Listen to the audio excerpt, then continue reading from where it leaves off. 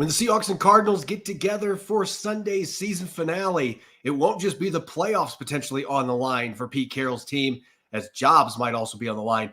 We're going to be breaking down the upcoming matchup here on our final crossover Thursday of the 2023 regular season.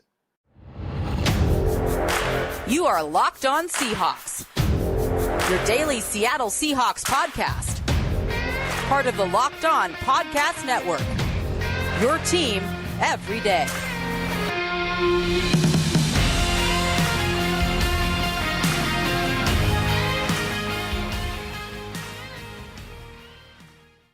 Welcome in Crossover Thursday.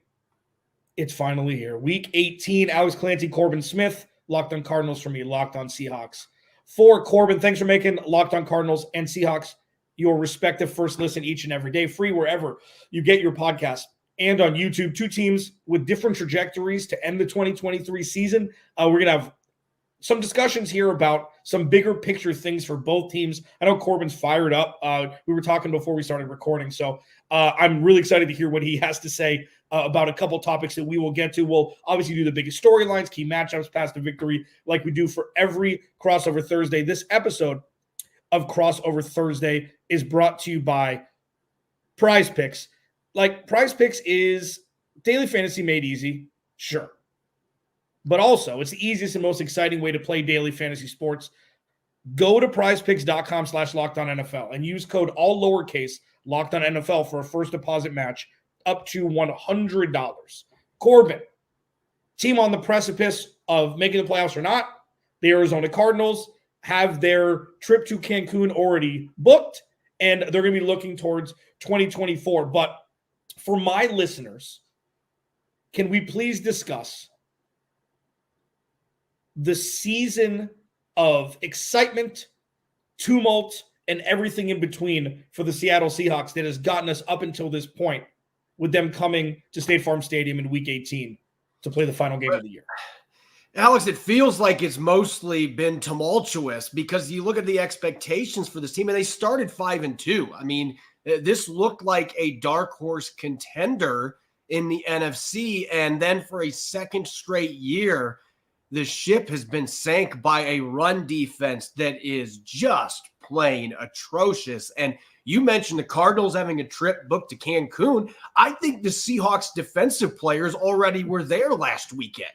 I don't think that those were actually the players on the field in uniform. I think they found other football players that looked like them and put them in uniform, because that's the only explanation I can have for the effort that I saw against the Pittsburgh Steelers this past weekend. I mean, give the Steelers credit. They ran the ball hard. They played with physicality, but this defense for the Seahawks, I have never used this four-letter word before under Pete Carroll, but they quit. They quit early. They got punched in the mouth by Najee Harris and that offensive line, and they didn't fight back. They made business decisions. They took a rain check when they just needed to win their last two games to get in the playoffs. It's not as if there was high stakes in this game.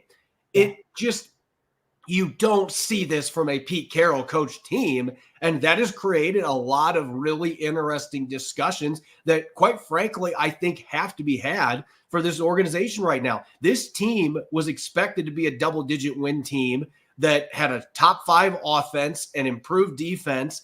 The offense is playing better as of late, but the defense, they're letting teams run the ball on them left and right. The Steelers were on the field for like 800 minutes in the last game, it felt like.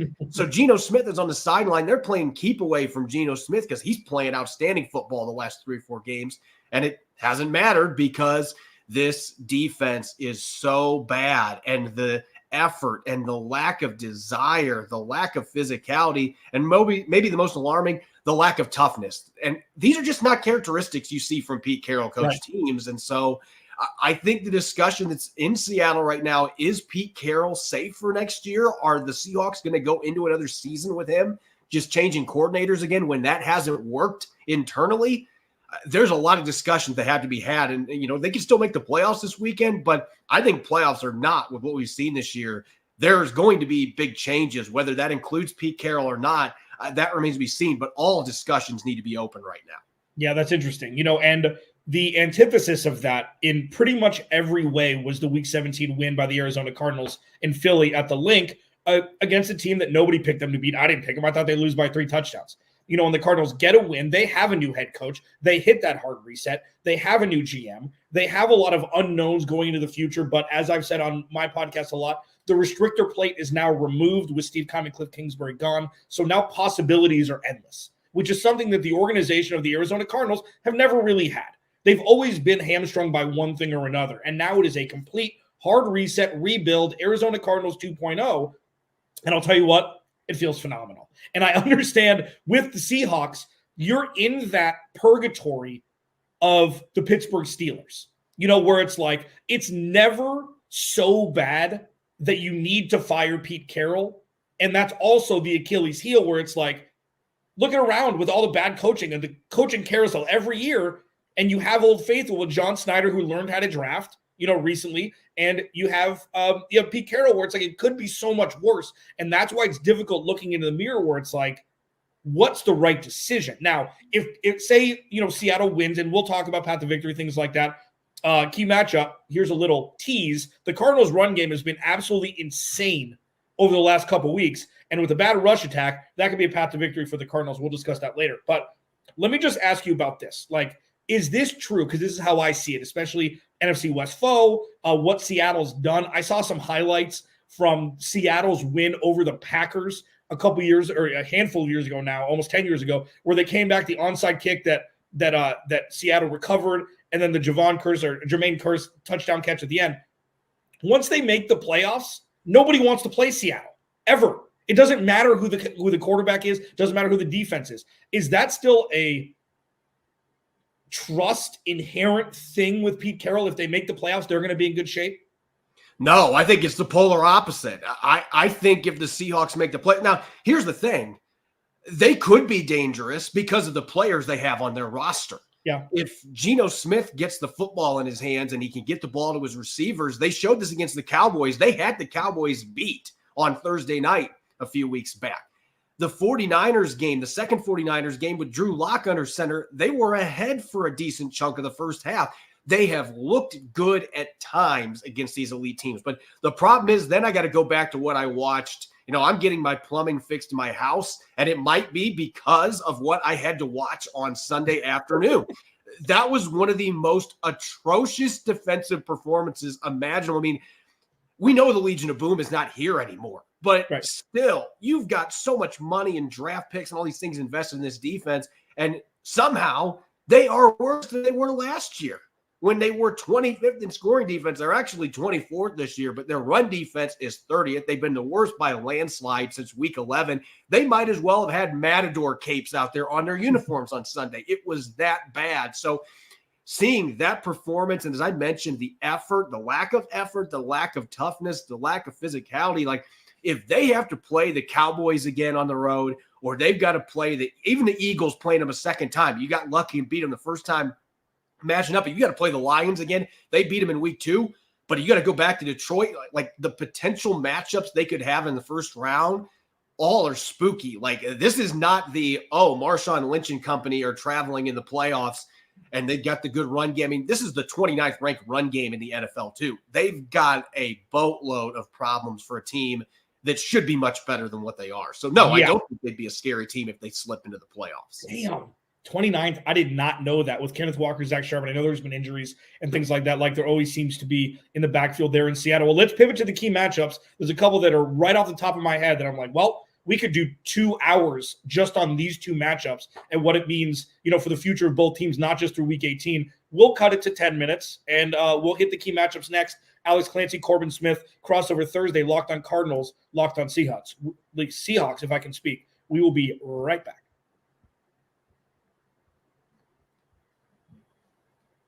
This episode of Crossover Thursday is brought to you by BetterHelp. So in the winter months, not as much sun. It's can just be a time where, things come up, past things with family, past things, around the holiday time in general. And, especially around New Year's, like we get obsessed with, changing ourselves instead of just expanding on what we're already doing right. And, maybe you finally organize one part of your space and you want to tackle another, something like that. We just tend to be harder on ourselves at times. And if you've benefited from therapy before, you know this already, but therapy helps. If you're thinking of just working on yourself a little bit, giving yourself a break, talking things out, therapy is a beautiful way to start. Okay. And if you're thinking of starting therapy, you got to give BetterHelp a try. It's entirely online. It's designed to be convenient, flexible, and suited to your schedule. And all you do is you just fill out a brief questionnaire to get matched with a licensed therapist and switch therapists anytime for no additional charge. Celebrate the progress you've already made as we go into 2024. Visit BetterHelp.com/lockedon today to get 10% off your first month. That's BetterHelp, HELP.com/lockedon. Crossover Thursday, Alex Clancy, Locked On Cardinals, Corbin Smith, Locked On Seahawks. Thank you for making Locked On Cardinals and Locked On Seahawks your first respective listen each and every day, free wherever you get your podcast and on YouTube, part of the Locked On Podcast Network, your team every day. Before we get into key matchups, I do want to let you know that Locked On has launched the first ever national sports 24/7 streaming channel on YouTube. Locked On Sports Today is here for you 24/7, covering the top sports stories of the day with the local experts of Locked On, plus our national shows covering every league. Go to Locked On Sports Today on YouTube and subscribe to the first ever national sports 24/7 streaming channel. Locked On continuing to just shatter barriers and do things that no platform has ever done before. One thing that, hasn't really ever been done before, at least over the last decade, is the Cardinals and Seahawks having a boring Week 17 or Week 18 matchup. It's always weird between these two teams. It's kind of an NFC West. Every team in the NFC West has a different relationship with the other team in the NFC West when they play them.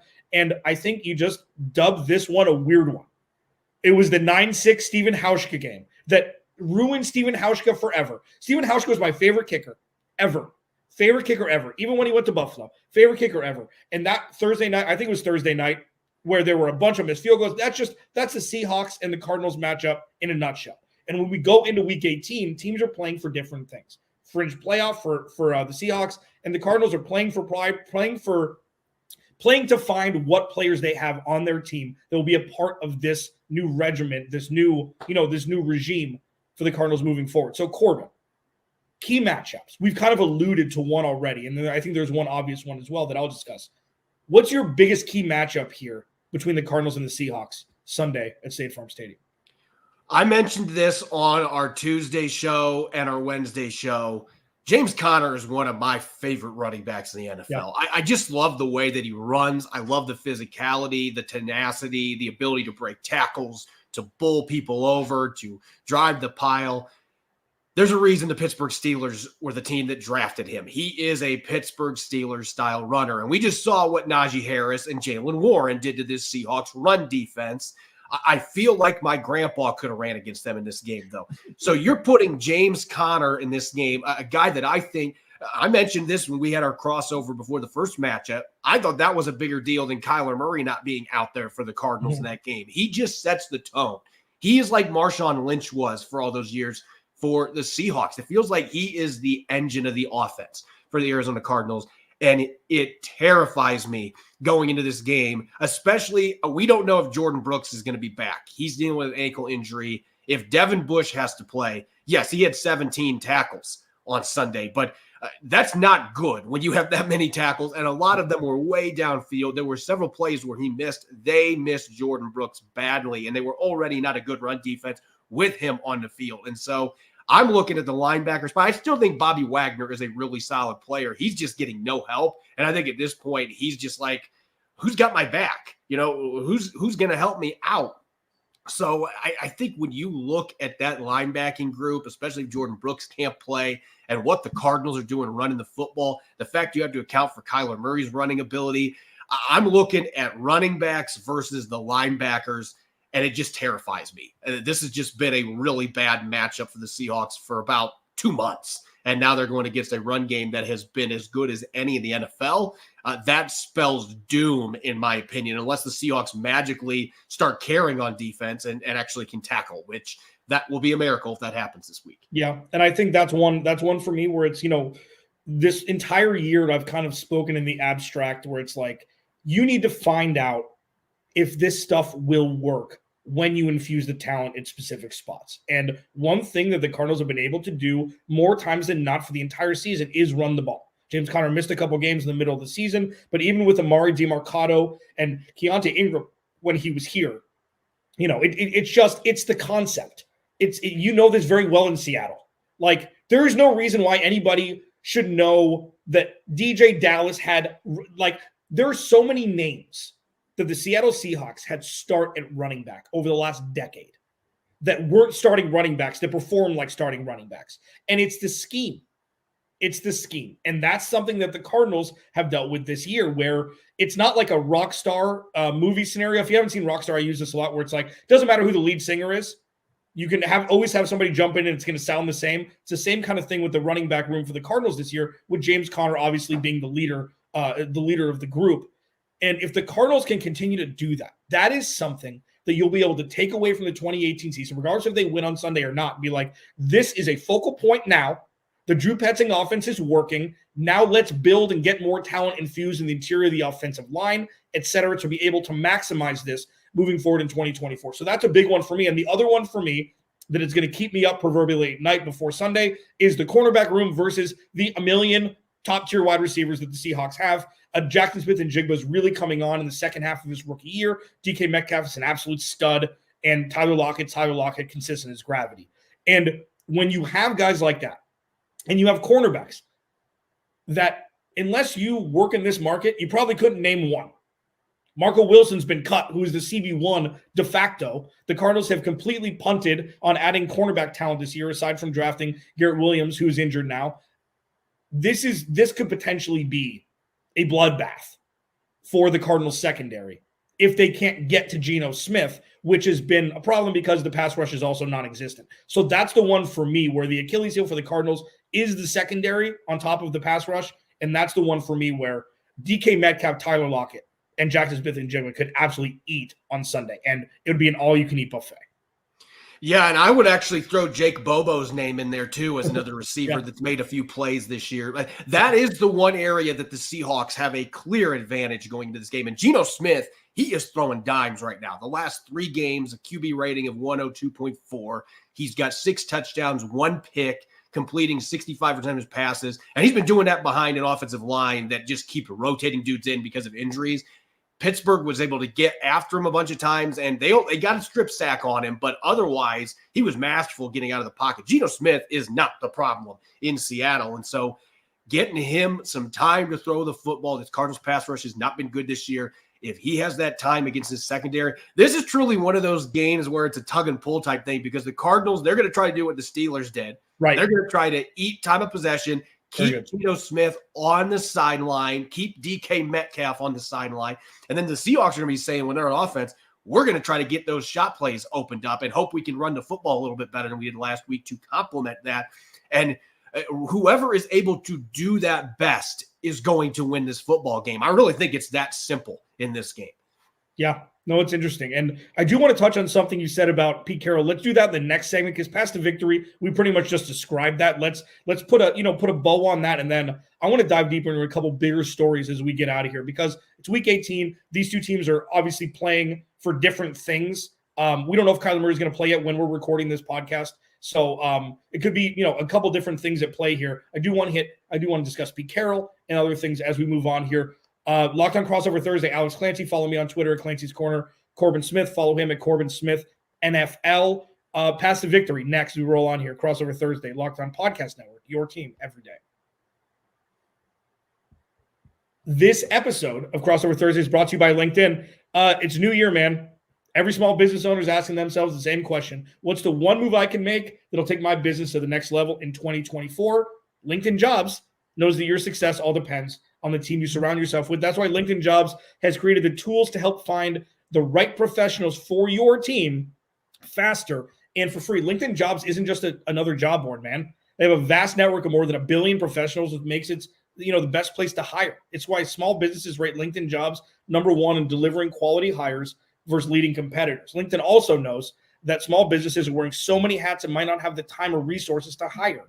Thankfully, with LinkedIn, the process is intuitive, quick, and easy. Post your job for free at linkedin.com/LockedOnNFL. That's linkedin.com/LockedOnNFL to post your job for free. Terms and conditions apply.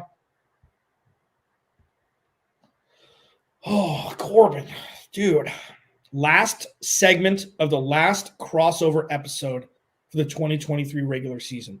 I am going to speak for Corbin because he's my bud, and I'm not going to say anything crazy here.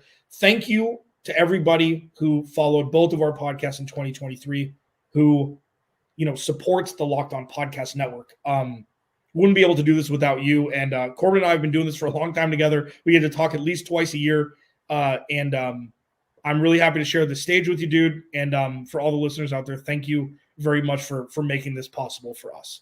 2024 Locked On is going to be bigger and better than ever. Do you have anything to say before we pivot here to Path to Victory? No, I'm extremely grateful for your statement there. I always enjoy our Seahawks Cardinals matchups, and I feel like our show, in a good way, it fits with what these matchups look like. We sometimes go down some really interesting rabbit holes, but that's what the Seahawks and the Cardinals do when they get together.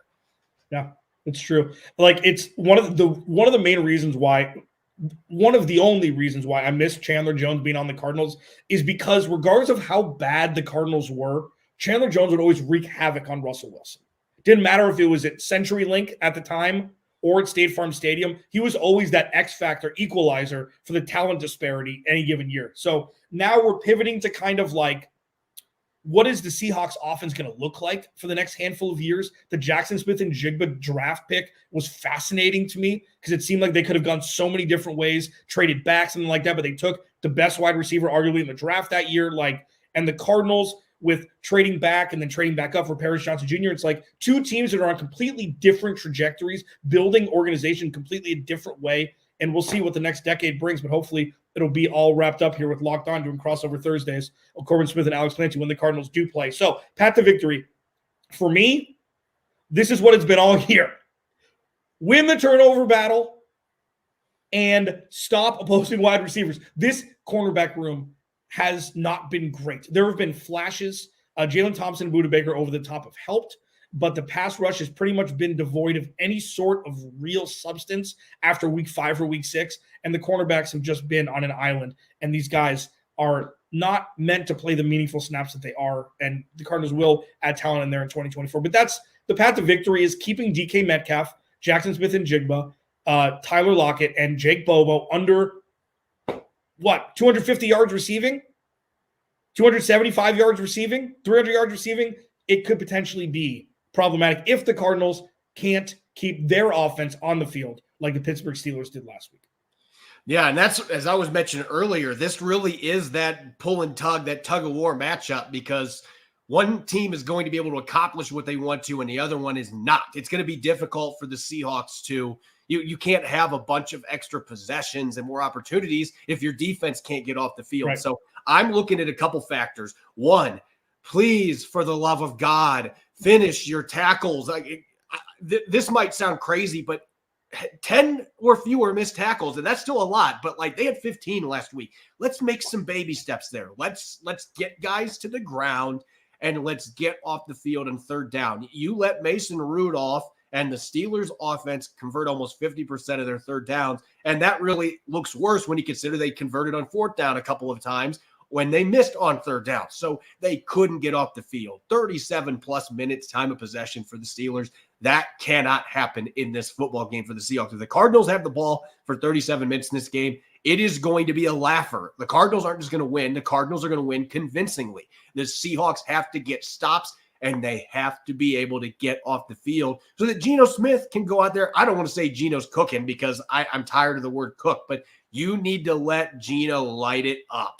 And he can't do that if he's standing on the sideline with his stocking cap on. So let the offense have a chance to take over this game. The defense, it's everything for the Seahawks. If you want to make the playoffs, you got to win this game first and then hope you get the help from the Chicago Bears. That ain't going to happen if you cannot get off the field and make tackles in the run game in particular. Yeah, all of that is true. And we'll see what happens on Sunday. I do want to take the last couple of minutes here because the Cardinals seem to have their future set as much as the future can be set. Obviously, there's so many more questions to answer at this point. It seems like they have their head coach and their GM for the future. That culminated in week 17, not because of the win itself by any stretch. This isn't glorifying one win in a lost season in the win-loss department. This was the culmination of all the little steps put together in an effort to see what this team could be like with Kyler Murray healthy and things humming, regardless of having the talent level to be able to compete in the NFL or not. They beat a team with Super Bowl aspirations on the road in the early morning slate, and they were the best team on the field the majority of the time. And that's what the Cardinals have momentum-wise going into next season, regardless of what happens in Week 18. Now, for the Seahawks, if they lose to the Cardinals, which, let's be honest, would be catastrophic for the Cardinals, even though it's a great win momentum-wise. And you know what? I always say, have your team win always, because you never know what's going to happen in the draft. You have no idea. You can't plan the future. But if the Cardinals win, is that the pink slip for Pete Carroll? I don't even know if I want to use the word pink slip, because I don't think the Seahawks would fire Pete Carroll. I really don't. But I've been talking about this the last couple of days. I wrote a almost 2,000-word article discussing this. Like, as I mentioned earlier, Pete Carroll teams, they don't quit, and we saw them quit on defense on Sunday. Now, how do they respond here? Does Pete Carroll change some guys out of the lineup and say, hey, I'm still the boss, I'm still in charge? Maybe that gets some things rolling for this team in the season finale. But I absolutely think that this is going to be, whether they win this game or not, whether they make the playoffs or not, I think that there is going to be a difficult discussion that is going to be had about the future of this team, because this is the way that I look at it, Alex. If you want Pete Carroll to still be here, and I still think Pete Carroll is a very good football coach, but if he is going to be coming back for another season, you cannot have him hire another defensive coordinator internally. He has to be willing to get a proven coordinator that is going to be able to run his defense and bring him in. And that's hard for a defensive coach like Pete Carroll, who wants to use his philosophy. But this team has been god-awful on defense for more than half a decade. The Legion of Boom feels like it was 40 years ago. But this defense has just been so bad the last couple years under Clint Hurt. I don't know that it's all his fault, but they're going to have to make a change there. The question is that going to be enough? Because you've seen Pete Carroll hire 3 different coordinators that came off of his own staff, and none of them have lasted more than a couple years, because the results have not been there. And so until he is willing to say, hey, to keep my job, I'm willing to do this, to bring somebody in with fresh ideas, I don't even know if that is going to be enough. That is just the honest reality. And sometimes it's just time to hit the reset button. And you want to do it respectfully if you're going to do that, because Pete Carroll is an icon. He is a legend. He is a future Hall of Famer, in my opinion. But all good things have to end at some point. And I wouldn't want to see his reputation get sullied a few years from now when they continue to be mired in mediocrity. They have not won a playoff game since 2019. They haven't advanced past the divisional round since 2014. Yeah, they've been competitive. They've gotten to the playoffs, but have they really been a threat? No. And so all of that reflects on Pete Carroll right now. I don't know if moving on from him, asking him to walk away, parting ways, I don't know if that is the right solution. And then certainly there's risk to that. You know, as the coaching carousel goes in Arizona, you could move on from Pete Carroll and make one bad hire, and then suddenly you're mired in a 10-year stretch like the 90s again for the Seahawks. So there's risk to it. But at the same time, you got to wonder, can they get back to that championship level now with Pete Carroll? And I think there's reason to wonder whether that's the case or not. So that's where things stand right now. I think everything is on the board for this football team. See, Cardinals fans, every team has problems. And when you look at the little things that are going right for the Cardinals, positioning themselves for the future that is bright, other teams are dealing with, yes, bigger problems with bigger ramifications. What the Cardinals did this season was an absolute hard reset. And what other teams may have to go through, the Arizona Cardinals just did. And these are things that are going to position themselves for potential success in the future. And I know that the Seahawks have won a lot more than the Cardinals have. Yeah, go ahead. And I'll say this. I don't think the Seahawks need to do a hard reset necessarily. Okay. I don't think they need to blow everything up. You just had 2 really good draft classes. Mm-hmm. I know a lot of 12s don't agree with me. I think Geno Smith is still a really, really good quarterback. Like, I don't think the quarterback thing is a problem. Like, I'd have no issue with drafting a guy at that position this year. But, like, do you think things are set up for a rookie QB to come in here right now and be able to thrive? I certainly don't. I think Geno Smith is the guy that needs to be understood. I mean, they've got pieces to be really good. I'm just wondering if they're not able to connect with Carroll the same way.